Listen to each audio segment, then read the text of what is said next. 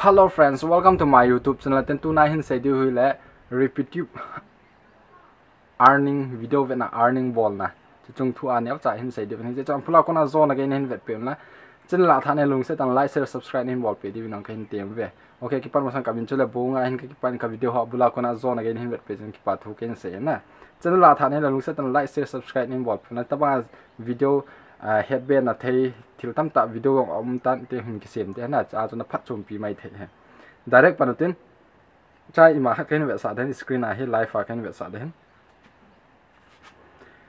rupeetub kiti he kadang ka avet na net na ka vet nen cha he aski sut da na he rupeetub is the most popular spot only to earn cash for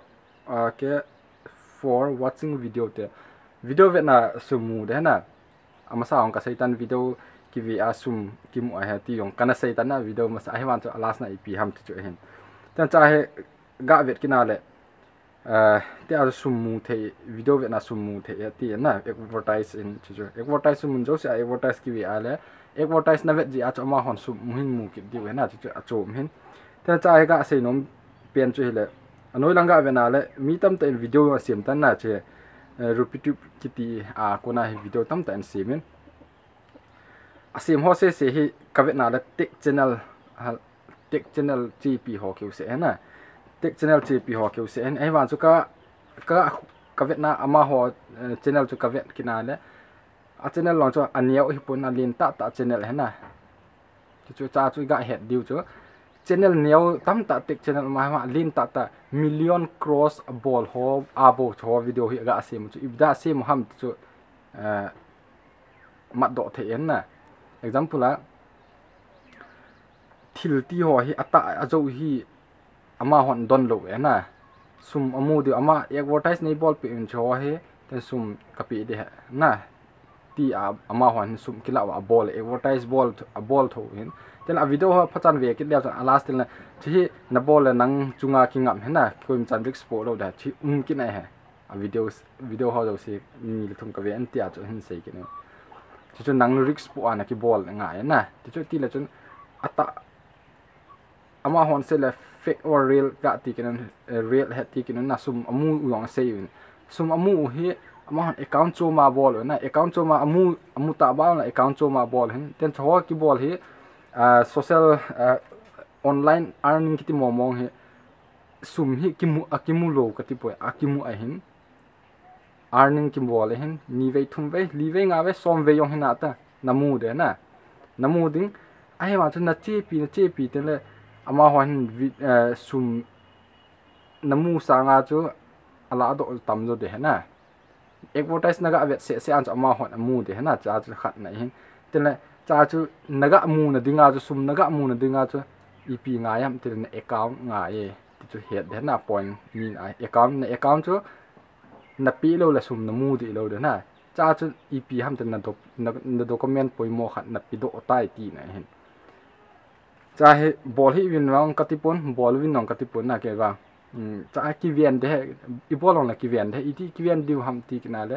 account extra na ne ya la bol in na ho poi ama sum na koi permanent anang na permanent na man pen account chu na pi ala wan chu cha chu risk the na cha he ga head dan i ga vet bangwa youtuber tam ta hen abol hana ve ta more me la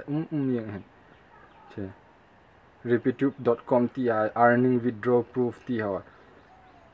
a withdraw hen amasa ka se banga whatsapp ma kona video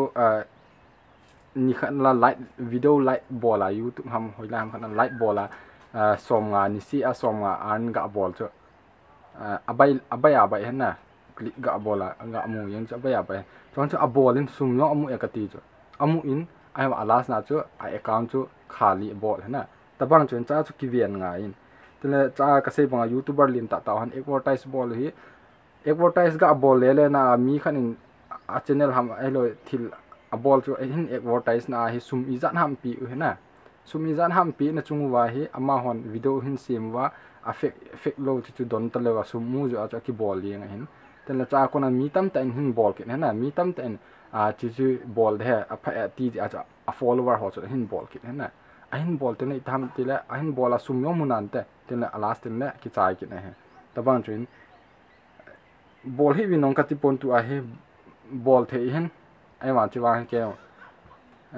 ke gel dollar wa he fake kati eng na aji chu ti a advertise ball na dinga he youtuber ho se na youtuber tam ta na ball he youtuber ho ga ma the chu hi le mi ko mi chan a ball nom lo hi ya ai ma chu youtuber ho khat ga pi te le youth a friend so na za la chu youtube video hin vet na ama chun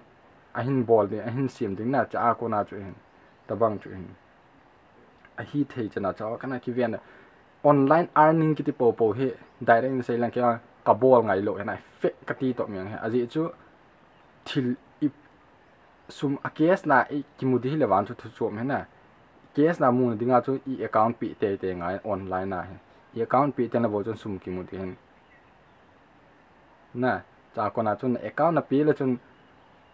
chu arik umati na hi eng chu hen ka ki pa na bula ko na zona ge hin pe ki pa thu ke ni se